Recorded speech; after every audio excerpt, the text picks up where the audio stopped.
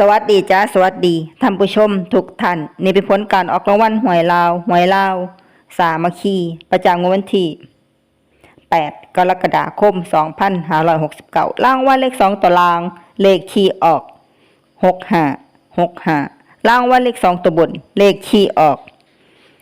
9090รางวัลเลข3ตัวบนเลขคีย์ออก590590เลขรางวัลเลข5ตัวเลขคีย์ออก86590นี่ก็เป็นผลออกรางวัลหวยลาวสามัคคีประจำวันที่8 กรกฎาคม 2569ขอให้โชคดีมีชัยถูกหวยลาวสามัคคี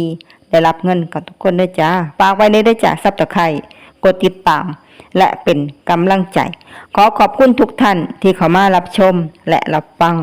แล้วมาพบกันใหม่ในผลการออกหวยลาวสามัคคีใหม่ในวันพรุ่งนี้สำหรับมื้อนี้ขอบคุณและสวัสดีจ้า